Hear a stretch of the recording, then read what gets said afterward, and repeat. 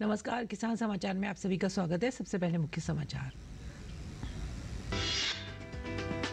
फसाई ने एफबीओ के लिए जारी की हिदायत। फलों के रस के लेबल और विज्ञापनों में से 100% फलों के रस होने संबंधी दावे को हटाने का दिया निर्देश। कहा, खाद्य सुरक्षा और मानक विनियम 2018 के अनुसार 100% दावा करने का नहीं है प्रावधान। गर्मी के मौसम में तिल की व्यावसायिक खेती को बढ़ावा देने के लिए बिहार सरकार ने शुरू की योजना। बिहार के गया जिले में तिलकुट उद्योग को तिल की आपूर्ति के लिए किसानों को दिया जा रहा है प्रोत्साहन। तिल की किस्म GT5 का 50 क्विंटल बीज अनुदानित दर पर किसानों को कराया गया उपलब्ध। गया का तिलकुट पूरे देश में है प्रसिद्ध।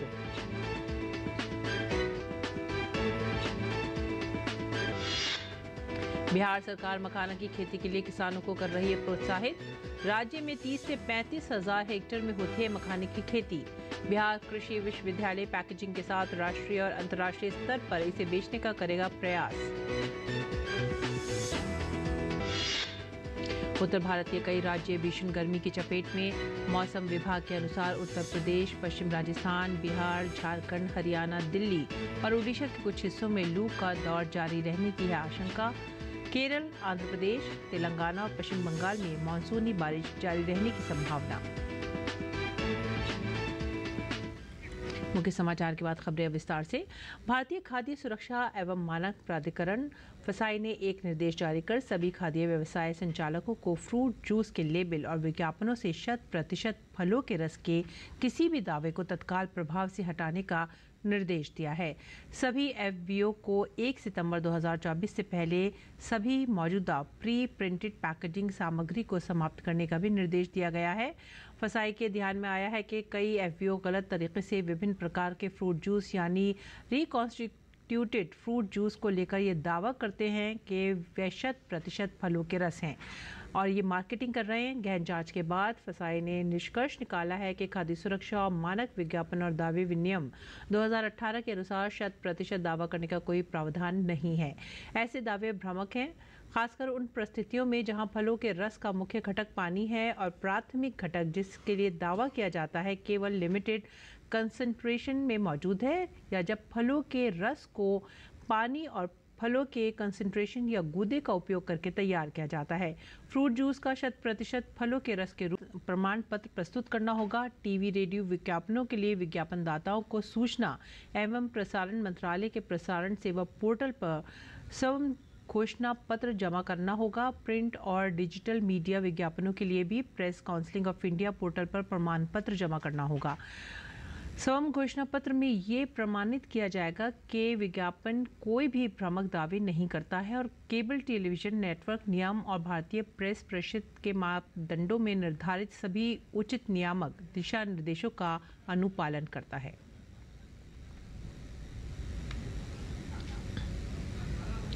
गर्मी के मौसम में तिल की खेती को बिहार सरकार की तरफ से बढ़ावा मिल रहा है। तिल की व्यावसायिक खेती को प्रोत्साहित करने के लिए बिहार सरकार ने योजना की शुरुआत भी की है।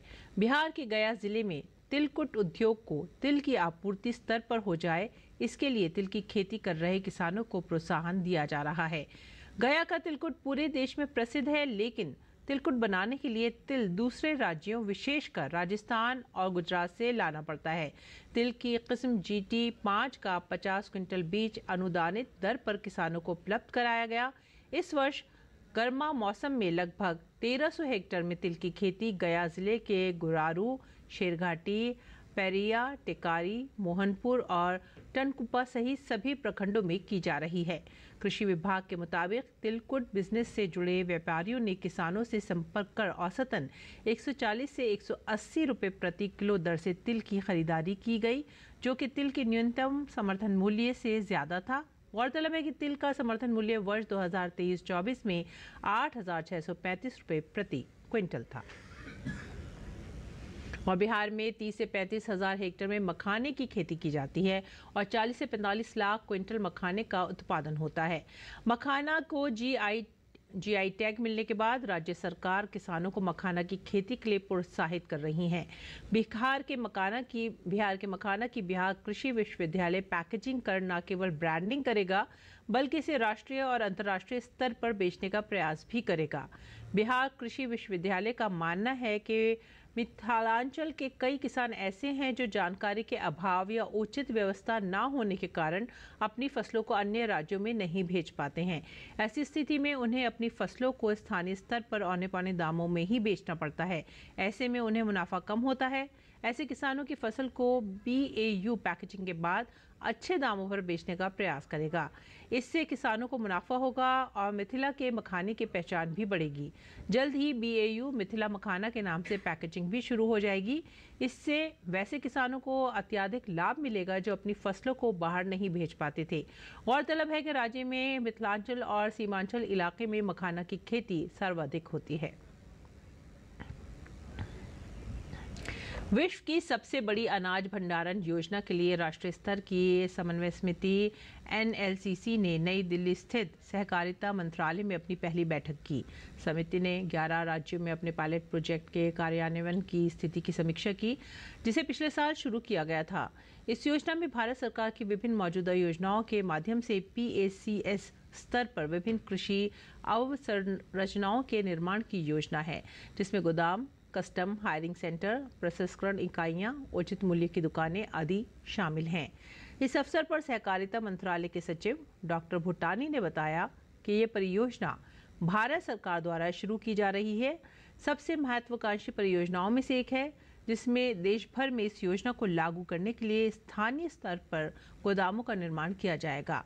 पायलट परियोजना को राष्ट्रीय सहकारी विकास निगम द्वारा नाबार्ड, FCI, केंद्रीय भंडारण निगम आदि के सहयोग से संबंधित राज्यों, केंद्र शासित प्रदेशों के समन्वय में लागू किया गया है। और अब बात करेंगे मौसम की। उत्तर भारत के कई राज्य इन दिनों भीषण गर्मी की चपेट में हैं। मौसम विभाग के अनुसार उत्तर प्रदेश, पश्चिम राजस्थान, बिहार, झारखंड, हरियाणा, दिल्ली और ओडिशा के कुछ हिस्सों में लू का दौर जारी रहने की आशंका है, तो वहीं केरल, आंध्र प्रदेश, तेलंगाना, अंडमान और निकोबार द्वीप समूह, लक्षद्वीप, ओडिशा के कुछ हिस्सों में हल्की से मध्यम बारिश हो सकती है। दूसरी ओर पूर्वोत्तर के राज्यों में भीषण बाढ़ से लोगों का हाल बेहाल हो गया है। देखिए ये रिपोर्ट। देश भर में इन दिनों मौसम का अलग अलग रूप देखने को मिल रहा है। जहां एक तरफ कई राज्यों में भीषण गर्मी ने लोगों का जीना दूभर कर रखा है, तो वहीं पूर्वोत्तर के राज्यों में भीषण बाढ़ से लोगों का हाल बेहाल है। राजधानी दिल्ली इस वक्त भीषण गर्मी की चपेट में है। पिछले एक हफ्ते से दिल्ली में रिकॉर्ड तोड़ गर्मी पड़ रही है। मौसम विभाग ने अगले 3 दिनों में पश्चिमोत्तर, मध्य और पूर्वी भारत में भीषण गर्मी में कमी आने का अनुमान व्यक्त किया है। मौसम विभाग ने कहा प्लस अब एक छोटी सी चीज़ मैं कर रहा हूँ, मैं अपनी टोपी गीली करके चलता हूँ। सो पुराना हमारा एक तरीका था कि सर पे गीला गमछा रखा करते। सो उस टाइप की चीज़ें हीट वेव से प्रोटेक्ट करेंगी। फ्लूइड इनटेक काफ़ी रखें एंड कुछ ऐसी ड्रिंक्स हैं जिनका सेवन कम करें, जैसे चाय एंड कॉफ़ी है, ये डिहाइड्रेशन करती हैं, तो इसकी सेवन गर्मी कम रखना चाहिए। कई जगहों पर आग लगने के बढ़ते मामलों को देखते हुए स्वास्थ्य मंत्रालय ने राज्यों के साथ बैठक की है। राज्यों को आग से बचाव के लिए जरूरी कदम उठाने के दिशा निर्देश दिए गए हैं।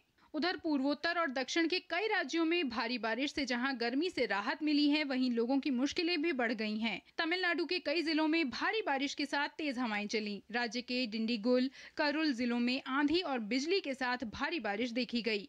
कर्नाटक में भारी बारिश के बाद बेंगलुरु के कुछ हिस्सों में जाम ने लोगों की मुश्किलें बढ़ा दी। बेंगलुरु में तेज हवाओं के साथ आए तूफान के कारण कई पेड़ क्षतिग्रस्त हो गए। वहीं मणिपुर में भारी बारिश के कारण कई इलाकों में बाढ़ के पानी से जल भराव की स्थिति बन गई है, जिससे घरों से निकलने में मुश्किलों का सामना करना पड़ रहा है। मणिपुर के CM एन बीरेन सिंह ने जल भराव की समस्याओं पर संज्ञान लिया। गुवाहाटी समेत असम के कई हिस्सों में तेज बारिश हुई। बारिश के कारण असम के 13 जिलों में बाढ़ आ गई, जिसके कारण कुल 564 गांव प्रभावित हो गए हैं। 1 जून को चक्रवात रेमल और भूस्खलन के बाद राज्य में लगातार बारिश के कारण 8 लोगों की मौत हो गई। 28 मई से अब तक बाढ़ और बारिश से कुल 14 लोगों की मृत्यु हो गई है। Bureau report, DD news.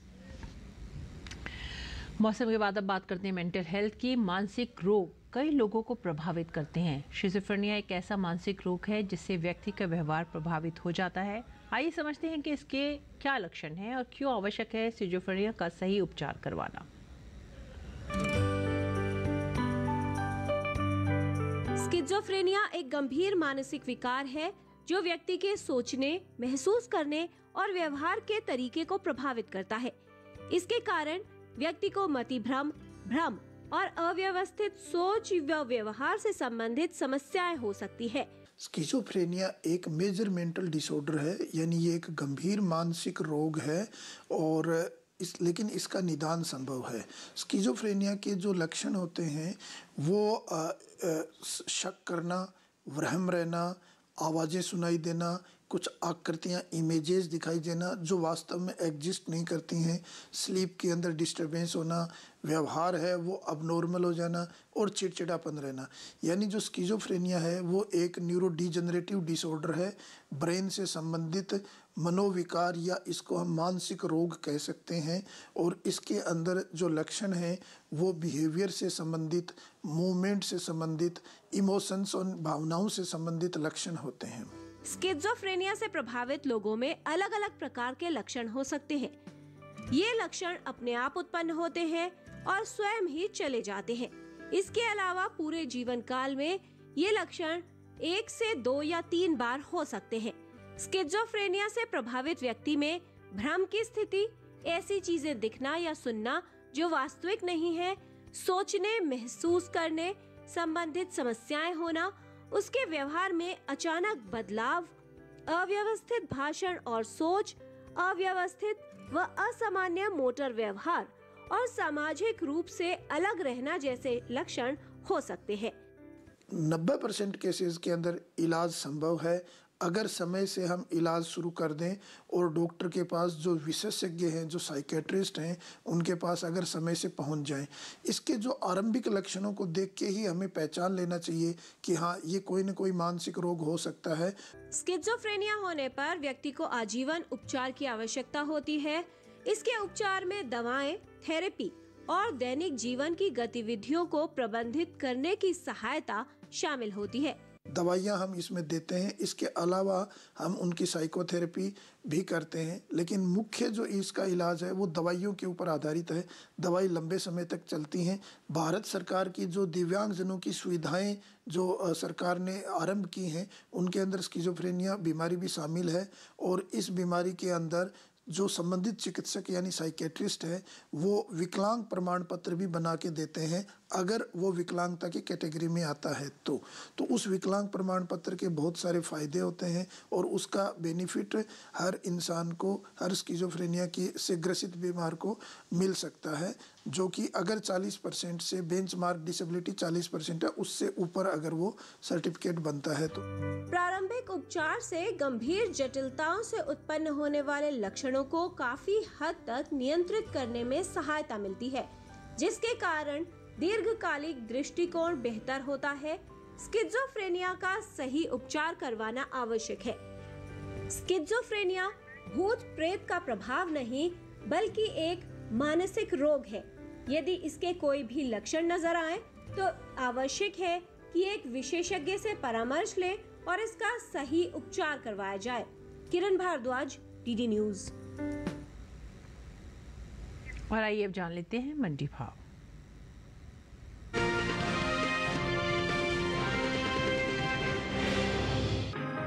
मंडियों में इन दिनों गेहूं की आवक सामान्य बनी हुई है। हाजिर भाव की बात करें तो सोमवार को दहेगाम, राजकोट और इंदौर मंडी में गेहूं के सौदे मजबूती के साथ हुए, जबकि कोटा मंडी में इस दौरान गेहूं के भाव में नरमी के साथ कारोबार हुआ। एगमार्कनेट के मुताबिक गुजरात की दहेगाम मंडी में 1 जून को गेहूं का भाव रहा 2500 रुपए। 3 जून को इसके भाव में 22 रुपए की तेजी आई और भाव जा पहुंचा 2522 रुपए प्रति क्विंटल पर। इसी तरह राज्य की ही राजकोट मंडी में इस दौरान लोकवान गेहूं के सौदों में बढ़त के साथ कारोबार हुआ। यहां 1 जून को लोकवान क्वालिटी के गेहूं का भाव था 2520 रुपए। 3 जून को इसके सौदे 10 रुपए चढ़कर 2530 रुपए पर हुए। मध्य प्रदेश की इंदौर मंडी में बीते शनिवार को लोकल गेहूं का भाव रहा 2305 रुपए। सोमवार को इसके सौदों में 520 रुपए का उछाल आया और भाव हो गया 2825 रुपए। राजस्थान की कोटा मंडी की बात करें तो यहाँ गेहूं के भाव में नरमी देखने को मिली। 1 जून को यहाँ गेहूं का भाव था 2520 रुपए। 3 जून को इसके भाव में 45 रुपए की गिरावट आई और भाव 2,475 रुपए पर आ गया। उत्तर प्रदेश की मंडियों में इन दिनों गेहूं की आवक दूसरे राज्यों के मुकाबले ज्यादा बनी हुई है। सप्ताह के पहले दिन सोमवार को यहां की अलीगढ़ मंडी में धारा गेहूं का भाव रहा 2,380 रुपए, लालगंज मंडी में भाव रहा 2,375 रुपए, मिर्जापुर मंडी में धारा गेहूं 2,325 रुपए पर बिका, जबकि सुल्तानपुर मंडी में इस दौरान धारा गेहूं के सौदे 2,415 रुपए पर हुए। बता दें कि हाल ही में केंद्र सरकार ने विपणन सीजन 2024 से 25 के लिए रबी फसलों के न्यूनतम समर्थन मूल्य में बढ़ोतरी की है, जिसमें रबी गेहूं भी शामिल है। रबी गेहूं की MSP साल 2023 से 24 में 2,125 रुपए प्रति क्विंटल थी, जिसे बढ़ाकर 2,275 रुपए प्रति क्विंटल कर दिया गया है। वहीं गेहूं की पैदावार पर नजर डालें तो कृषि एवं किसान कल्याण मंत्रालय की ओर साल 2023 से 24 के लिए प्रमुख खरीफ और रबी मौसम फसलों की पैदावार के दूसरे अग्रिम अनुमान को जारी किया गया है। इसके मुताबिक पिछले कृषि वर्ष से जायद के मौसम को रबी मौसम से अलग कर दिया गया है और इसीलिए इस साल क्षेत्र, उत्पादन और उपज के दूसरे अग्रिम अनुमान में सिर्फ 2 ही मौसम को शामिल किया गया है, जो है खरीफ और रबी मौसम। रबी गेहूं की पैदावार को देखें तो साल 2023 से 24 के दौरान रबी गेहूं की उपज 1,120.19 लाख टन अनुमानित है, जो पिछले साल के 1,105.54 लाख टन उत्पादन की तुलना में 14.65 लाख टन अधिक है।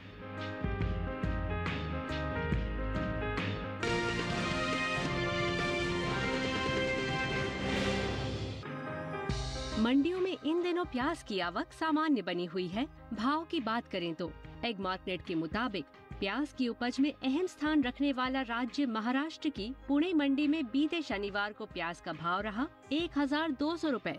सोमवार को इसके भाव में 300 रुपए का उछाल आया और भाव जा पहुंचा 1,500 रुपए प्रति क्विंटल पर। जबकि हरियाणा की पानीपत मंडी में इस दौरान प्याज के सौदों में नरमी के साथ कारोबार हुआ। यहाँ 1 जून को प्याज का भाव था 1,100 रुपए। 3 जून को इसके सौदे 100 रुपए लुढ़क कर 1,000 रुपए पर हुए। हालांकि पंजाब की खन्ना मंडी में बीते 2 दिनों के दौरान प्याज के भाव स्थिर रहे। यहाँ 1 और 3 जून को प्याज 1,200 रुपए पर बिकी। वहीं राजस्थान की गोलूवाला मंडी में बीते शनिवार को प्याज का भाव रहा 1,500 रुपए। सोमवार को इसके भाव में 200 रुपए की गिरावट आई और भाव हो गया 1,300 रुपए। उत्तर प्रदेश की इलाहाबाद मंडी में प्याज के भाव की बात करें तो यहाँ 1 जून को प्याज का भाव था 1,500 रुपए। 3 जून को इसके सौदे 25 रुपए मजबूत होकर 1,525 रुपए पर हुए। इस साल घरेलू स्तर पर प्याज की उपज में कमी देखने को मिल सकती है।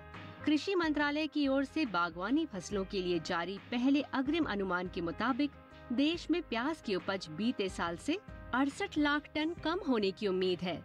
साल 2022 से 23 के दौरान प्याज की कुल उपज 31.01 मिलियन टन रहने का अनुमान जताया गया है, जबकि बीते साल की समान अवधि के दौरान प्याज की पैदावार 31.69 मिलियन टन रही थी। वहीं इसका असर कृषि उपज मंडियों में प्याज के बाजार भाव पर पड़ सकता है। बता दें कि हाल ही में केंद्र सरकार ने प्याज के एक्सपोर्ट पर लगे बैन को हटा दिया है, जिसके मुताबिक प्याज का मिनिमम एक्सपोर्ट प्राइस $550 प्रति टन तय किया गया है। सरकार की ओर से उठाए इस फैसले से किसानों को प्याज का अच्छा मुनाफा मिल सकता है।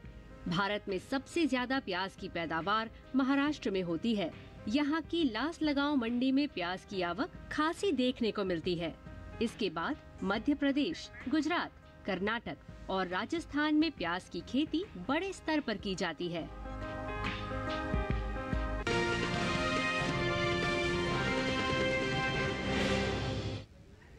और आइए बात करते हैं मौसमी खेती की। किसान इस मौसम में कैसे रखें अपनी खेती का ख्याल, देखते हैं।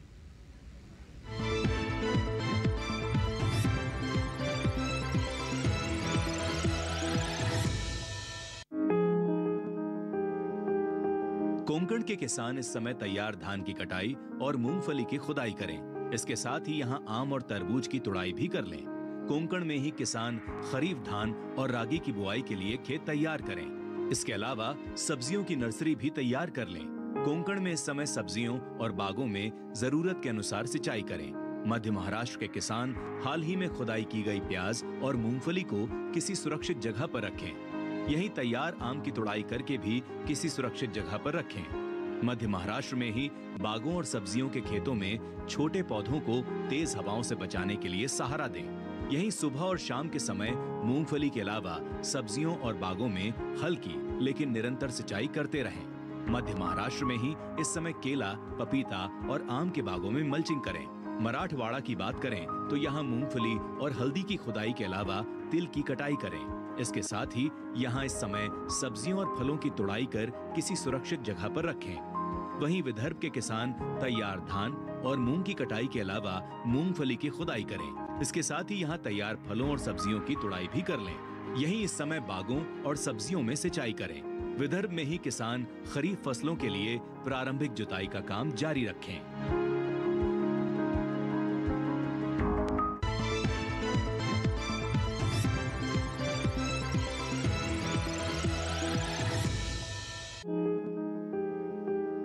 इसे तुरई, तोरी और घिवरा तीनों कहते हैं। इसकी खेती लगभग पूरे भारत में की जाती है। दूसरे बेल वाली सब्जियों की तरह ही इसे भी साल में 2 बार बोया जाता है। यानी अभी तोरी बोने का एकदम सही समय चल रहा है। तोरे की बुवाई करते समय कुछ सावधानियां बरतें। उन्नत किस्म का बीज चुनना बेहतर रहेगा। भारतीय कृषि अनुसंधान संस्थान ने 2 किस्में विकसित की हैं, पूसा स्नेह और पूसा नूतन। पूसा स्नेह उत्तरी मैदानी क्षेत्रों के लिए उपयुक्त है। इसका फल चिकना, सीधा और दरमियानी लंबाई का होता है। रंग गहरा हरा, गूदा मुलायम, लेकिन छिलका सख्त होता है। तुड़ाई के बाद बेचने के लिए इसे काफी दूर तक भेजा जा सकता है। साथ ही इसमें अधिक तापमान सहने की भी क्षमता होती है। बुवाई के 45 से 50 दिनों के भीतर फसल तैयार हो जाती है। इस दौरान किसान पहली तुड़ाई कर सकते हैं। 1 हेक्टेयर में 120 क्विंटल तक पैदावार हो सकती है। पूसा नूतन का फल धारीदार होता है। ये दिल्ली और इसके आसपास के इलाकों के लिए उत्तम है। फल लंबा, सीधा और आकर्षक होता है। फलों का रंग हरा और औसत वजन 105 ग्राम होता है। इसका भी गूदा मुलायम होता है। ये बसंत, ग्रीष्म और खरीफ दोनों फसलों के लिए उपयुक्त है। बोने के 45 से 50 दिनों में पहली तुड़ाई की जा सकती है। तोरी की बुवाई करते समय 1 हेक्टेयर के लिए 4-5 किलो बीज पर्याप्त होते हैं। बुआई करते समय पंक्ति से पंक्ति की दूरी 200 सेंटीमीटर और पौध से पौध की दूरी 75 सेंटीमीटर रखें। अगर बात सिंचाई की करें तो गर्मी के मौसम में हर 5-6 दिन पर सिंचाई करते रहें। फसल में फल मक्खी का प्रभाव भी देखा जा सकता है। ऐसे में उचित दवाओं का छिड़काव करें। ध्यान कि फसल में किसी भी तरह की दवा का छिड़काव करने से पहले कृषि विशेषज्ञों की सलाह जरूर लें।